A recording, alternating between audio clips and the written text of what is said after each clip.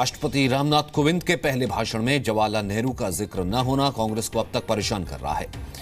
आज राज्यसभा में कांग्रेस के सांसदों ने जमकर हंगामा किया। बिना राष्ट्रपति का जिक्र करते हुए कांग्रेस सांसद आनंद शर्मा ने कहा कि कल महात्मा गांधी की तुलना दीनदयाल उपाध्याय से की गई, जिसके जवाब में वित्त मंत्री अरुण जेटली ने कहा कि कुछ सांसद टीवी पर दिखने के लिए बेतुके बयान देते हैं।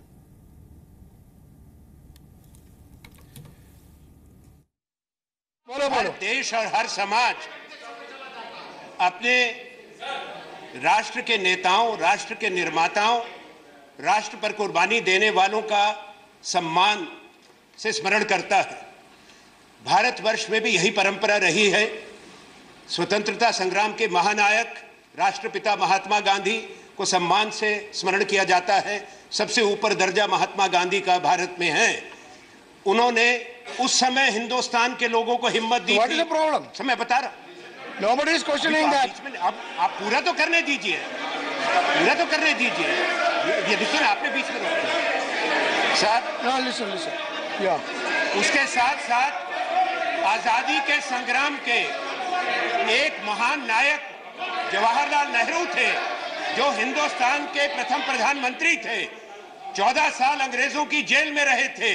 तीसरे स्वर्गीय इंदिरा गांधी जी प्रधानमंत्री 17 साल रही, शहीद हुई हिंदुस्तान के लिए।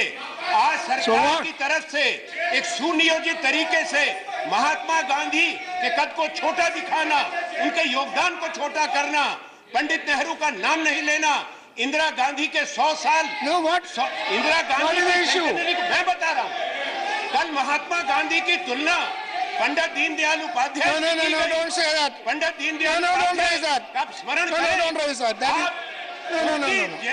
उनकी सेंटेनरी को मनाएंगे। Please don't. No, not allowed. नहीं मनाएंगे। Not allowed. अपमानित करते हैं। Not allowed. Normally, the chair uses its own discretions and allows either points of order, which in most cases are not point of order, to be raised in the zero. The chair is also using its discretion for allowing members to raise motions and propose motions under Rule 267. But in every case you have found that these are not motions under 267, and therefore it's a practice which is being grossly abused, and it's being abused, and therefore the chair must also be guided by a principle that you can't have a 0 hour run only for the benefit of television cameras. That is something which is happening. No. And